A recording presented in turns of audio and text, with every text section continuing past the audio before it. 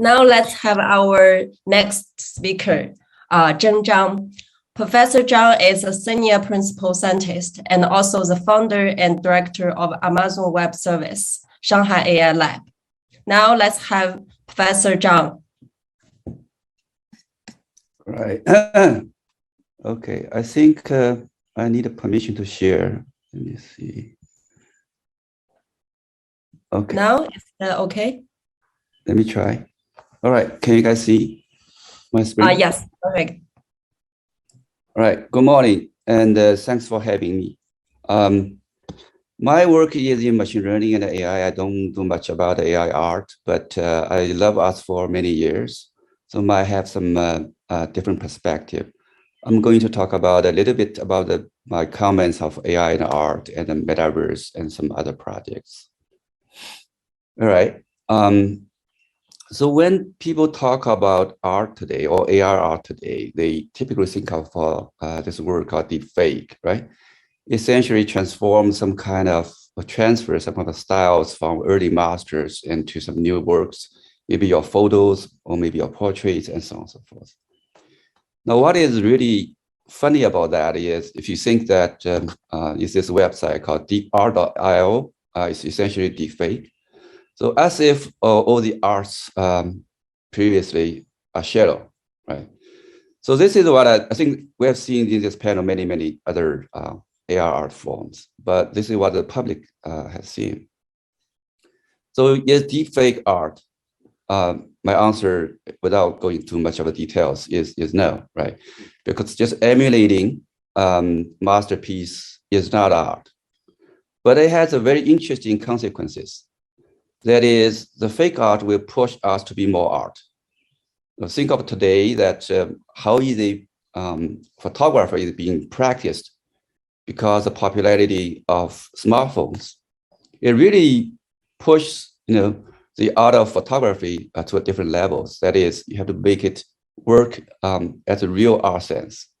So what can be done? I'm not an artist, but I'm just going to offer some of my perspective.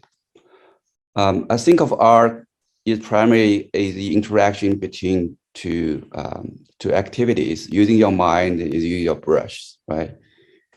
You may be commit to the canvas, what you were thinking or planning to do. And after you do that, you think of your next move, right? So it's the interaction of your brush and your mind. So we can take a much broader, I think, perspective of what brush really means.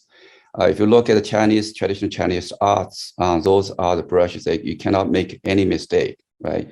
You commit to the canvas and that's it.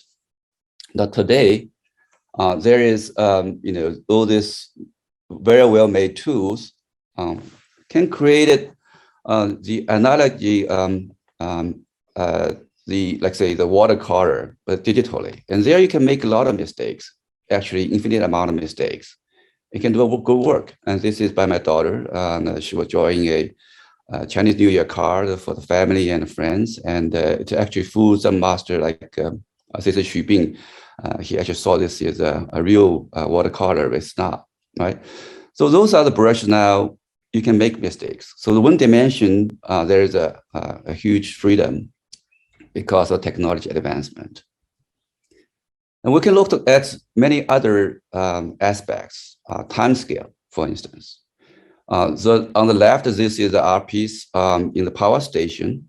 The artist used silkworms that weave over big blocks of metals. It could be chains or could be anchors, right? It took the artist 4 years working with the silkworms to make that piece. So you can think of this as a brush that takes 4 years of time to make. And on the right, I'm sure that everybody is very familiar with this work by Cai Guoqiang, right? He used explosives kind of as a stroke, as a brush to make his work. So those brush takes almost zero time, right? So you can generalize, you can open up the space that, the brush can take infinite amount of time, or maybe it's always working, or maybe just frozen at the moment you do it.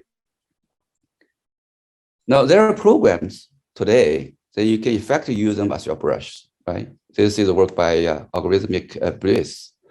There are two things about that. First off, the brush programs. The second thing is it creates some sense of the aesthetic space that is not so familiar, but is a little bit familiar, right? It expands our horizon of what the canvas would look like. Now, in terms of brush, AI can do a lot of things. You can use this as a tool. But I think more interesting is what it does to our mind. Art, the activity as a whole, I think is just one way to reflect our human conditions, right? So it's the same thing. You can treat the AI and the machine just as our external conditions. You can think of traditional art, would it be, say, take a landscape, a flower, or even your dream, like a surrealism does, right? But machine that is different today as a target is that it has its own mind. It's the mind that we made, right? Take a look at it's just a video shot. I was in one of the gathering, and this artist makes this very interesting work. So people perhaps already know one of the most popular application of AI is face recognition, right? That is, you point your camera to a sea of people, and you're going to see where you pick out the persons, right? Now, he pointed this out to a sea of dropping face masks. And you can see that as a software is detecting some of the face masks being very likely humans, and some is not, with some confidence score attached to that. So what is the point that I want to include here? I think this is art piece represents a different kind of genre, right? So we are creating a different mind and hoping it's doing the same thing that we do. But in reflection, the mind that we created, the machine mind, is pointing back at us and seeing something that we have missed all the time, right? Now, you can, of course, use art AI as a tool, but I think this is more interesting. That is actually take a wrong trip, right? This is the only thing that we can do. Going from us, make a copy in the machines and look at what it does back to us. Now, I think a machine does have consciousness, it's just different kind. Now, at someday, hold on a second. In someday, I think the machine will perhaps surpass us, and it has its own mind, and it wants to emulate what human sees to us. Now, right now, these two consciousness does not connect, but nonetheless, it's interesting. Now, when these two round trips do get connected, I think we will enter a very different world. Now, I think everybody, I'll just conclude this first part very quickly. Now, what people think of the universe is metaverse. I'm going to, talk a little bit about my thinking there. This is metaverse is where people want you to spend a lot of time in it, perhaps your entire life if they succeed or if we succeed. I don't know. I'm not going to talk about the technology behind it, right? I think many of you probably have already played with it. I just want to offer a perspective about its impact. In terms of work, I think there are a lot of things, well, at least in my work, 20% of my work would be meeting people, right? And discuss projects and so on and so forth, right? So virtual meeting room, virtual offices, right? Creating a design virtually together, collaboratively, is something that will boost definitely the productivity, right? This probably applies to every information workers in ways that we cannot see yet, right? However, if you think of the larger society and think of the whole pipeline, there's a whole slew of work that does not involve digital world at all. Think about the food you get. If nobody is growing the rice in the field and package them and deliver to your doors, right? We will be starving. And those pipelines do not operate in the digital world at all. So what you will see is that, interestingly, the metaverse, if it does succeed in the workspace, we created a division between the haves and have-nots. And this is something much more than, your cell phones, if it does come to that day. So I think we should bear in mind what that has impact to the society as a whole. Now, in terms of life, we can enjoy virtual concerts with friends everywhere. Do not need to worry about COVID anymore, right? Very safe. We can do exercise at home. We can meditate on top of mountains. So those kind of freedoms that gives you, not to say that a lot of games. So in terms of life, I think that technology will definitely help us. What is, I think, a little bit problematic is how it does to the social behaviors. Almost about 13 years ago, I read about Second Life. And Second Life back then doesn't have any governance structures.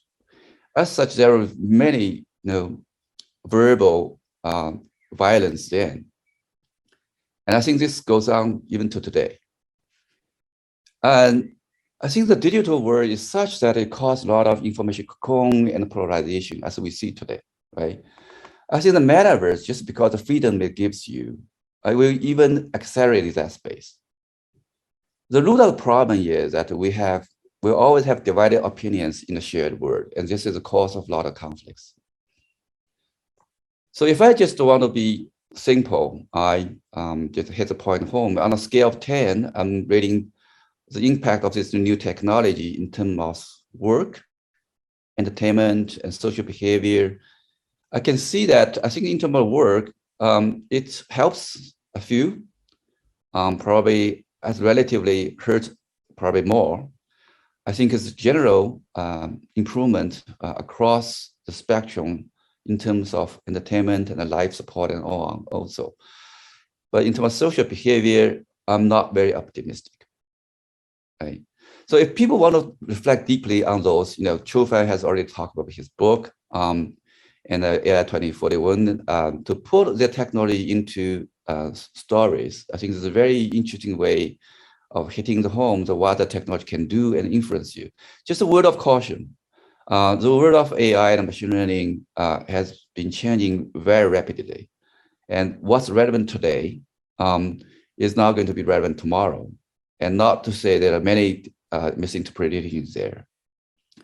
The second book is actually looking backwards. I think, I'm not sure how many of you have heard of that one. David Graeber and David Wengrow. It's about pre-human history. It goes back 10,000 years ago. And I was very surprised to learn that there are many forms of experiments we have done for the long stretch of society. Some of these organizations, the way this society organizes and operates has just disappeared in the race of evolution. Right? But with the freedom that the metaverse gives you, some of them may come to life again. And if you want to be philosophical, I think you can read David Chalmers' book of Reality Plus, talk about, say, for instance, whether you can have a meaningful life in virtual worlds. I totally disagree with how he treats about the consciousness, but many others, I think there are many interesting points there that we can learn from. All right. Now, let's get back to the reality. I want to talk about a project relevant to AI, relevant to Metaverse, and many other things, perhaps more to others than AI and the Metaverse, right? I will explain what the acronym means. So about half a year ago, me and a group of friends took a trip to the northern part of China, and we were in the street of Jiangsu and visited a lot of villages and small towns. We had a lot of fun. We get exposed to see how the small town people work and live in those places. And very quickly, I realized that their lives are so different from us in Shanghai, in Beijing, or in other big cities, right? And I realized this is perhaps the larger proportion, population of people. And I start to think the small town people, young girls here working in the factory, and look at the small town kids and was thinking in 10 years, who will he become?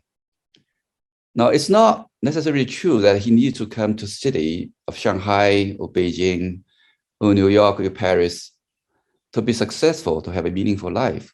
What if, given that is going to be true, majority of people will still be in small town, right, outside the city?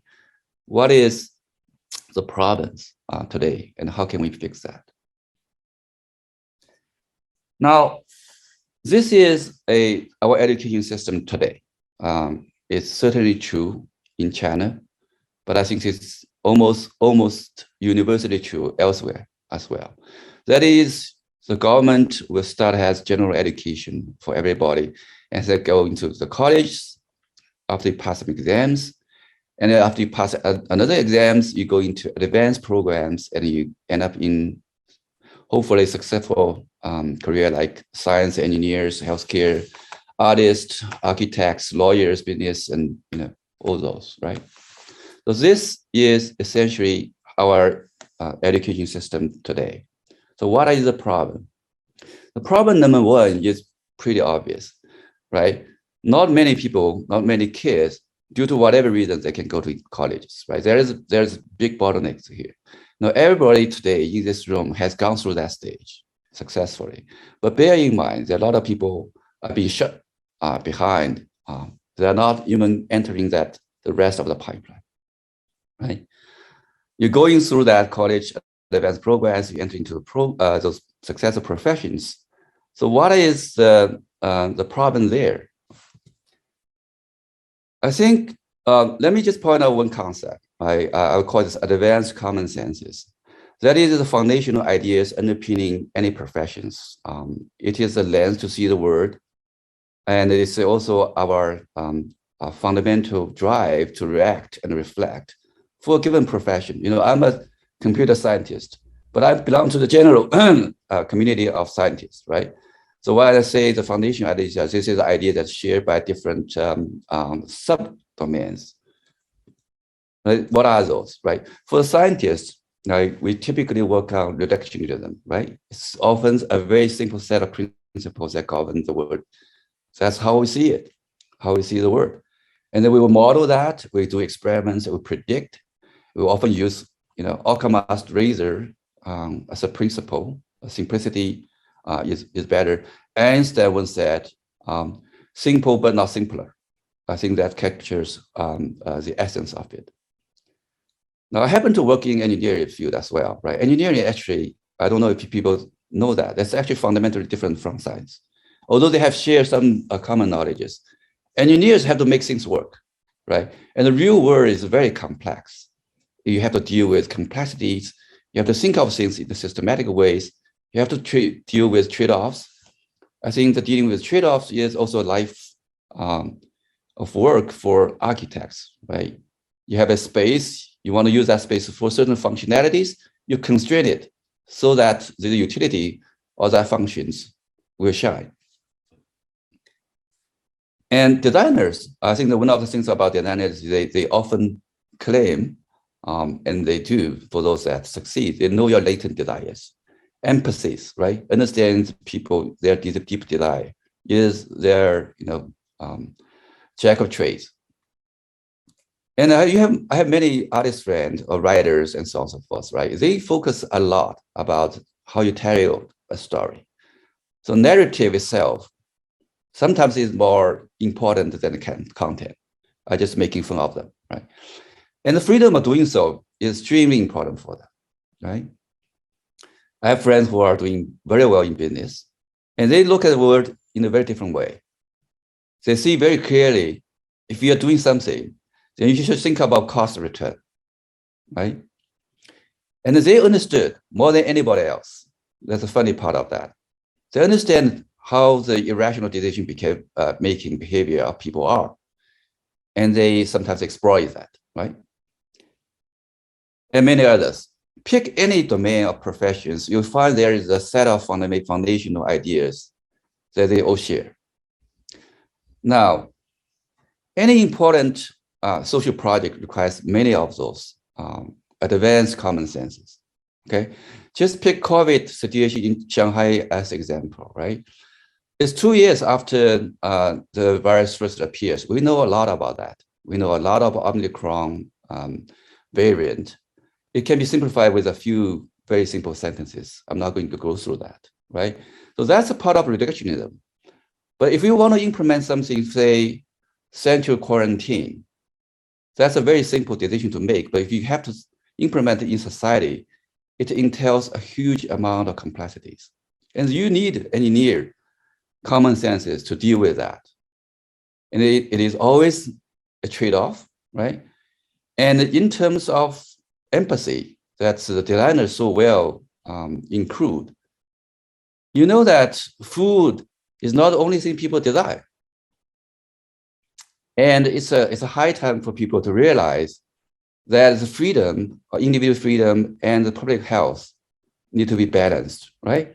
And also about narratives. If you want to implement a policy, what is the best way to convey that such that you have the public support? And business too, right? It's a trade-off.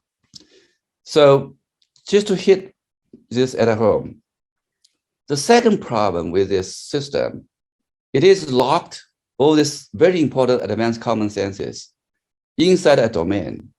So ironically, this is what I call the uncommon advanced common senses. The advanced common sense is not common at all.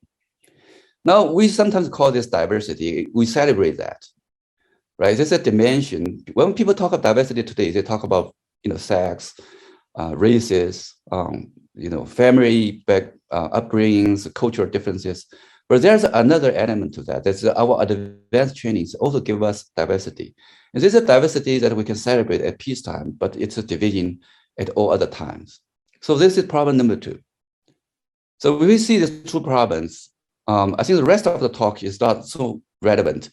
I think the awareness of this is most important thing. Now, if you realize this is the issue, you know that what we should do is to package up those advanced common senses and move it way early, before you even start colleges, right? This is what I call the ideas worth teaching, what the acronym of this is. Now, so there are things like how do we do the content, how do we do the delivery, but most of all is who should do that. You would think the education problem is the problem of the business people and the government and whoever that does education. But that's the wrong way to think about that, right? The education is itself a profession and it comes with own bias. And whereas I think the problem that we're seeing spans across many different domains, and you need all those advanced common sense from diverse domains to really make a difference, right? So I did a very simple experiment with my friends. I started with the problem of solving maze, right? Those are a couple of mazes you need to get in and you need to get out, right? Everybody's solving that problems in their own different, interesting, universal way. Despite I give them this warning that there is a common algorithm structure underneath that. This is about a mini course for algorithms. So what is this stupid but simple algorithm? The algorithm is just to follow the wall, right? You can pick whichever wall that you want to follow. On the left side, you go in there, you turn left or turn right, doesn't matter. You need to follow the wall consistently. Resist the temptation of doing shortcut. If you follow that simple algorithm, you get out, right? There is this algorithm that works universally to everything. So it works in any maze, and you can say, what is the worst time performance of this algorithm? It's essentially twice the length of the wall, because you can just wrap it around, right? You can just unthread that, flatten the walls, it becomes a panel. You could just go around that, and that's how you get out, right? So simple as this is, it tells people a lot of the important things of algorithm. The algorithm is a step-by-step procedures. It has a consistent strategy, and that is, it can generate to all different kind of situations. And very importantly, the algorithm performance can be measured. Now, people talk about algorithms all the time, right? Somebody, not in computer science or in computer science, doesn't matter. They talk about algorithms all the time. But many of them I don't think they understand what algorithm really is. Now think of this simple problem. I think kids can understand. If you get exposed to enough of this, you understand when people talking algorithm, whether they are talking nonsense or how you should design your own algorithm. Now let's expand on this. After all, the important thing here is to expand to different domains, right? Now you can ask a kid to design, print your maze, and this is a maker project. And let's say you are in a huge maze and you worry about your kid will get lost. As a kid or as a parent, you can think about how you improve that. And this is a very prototypical design project, right? You have to try to understand how the people get lost, what is the feeling of the parents, how they will look for information to do a good job. So you require empathy and critical thinking. And as it turned out, if you don't want to get lost, you need to use some kind of memory as a facility. And I don't know if people are aware of that. We have so many different parts and functions of memory. You have procedural memory, you have episodic memories, working memories, and so on and so forth. And to understand how the memory functions in your brain, even if just for creative purpose, is extremely important and interesting. This is a cognitive science project, right? And then you may get lost. You can take this as a metaphor. Say, if you take the maze of my life, where do I want to go? Who I am, where do I want to go? Where was I from? This is a philosophy discussion. And if you're operating in the maze, you may want to set the price. How do you set the price, right? And if you set the price, how do you make sure that you get the fair price for whatever you set out? And this is a econ project. These two are econ projects. There are many interesting auction algorithms, and people won Nobel Prizes for that. But simple versions can go a long ways. So auction process is something that people can understand very early on. And many things like this, right? So you can start with some simple concept. You can see how different concept disciplines, the important foundational ideas from disciplines, different disciplines gets integrated. Okay. Now, I don't have time. I'll talk about how do we reach the audiences, who the learners, who are the teachers. But again, this may be a time to think back. Perhaps direct marketing is from 15th century, way before people start using smartphone to push coupons around. There are things that we could have done, could have leveraged. Right? All we did is basically a diagnosis of the system. Again, let me point out two things just to end my talk. That is problem number one, that you have bottlenecks that shut people off, right? And you have probably a bigger problem. Those who are in power, those who, us, so to speak, can influence and make decisions. We carry with our own bias and priors, whereas the society needs a union of them all. Thank you very much.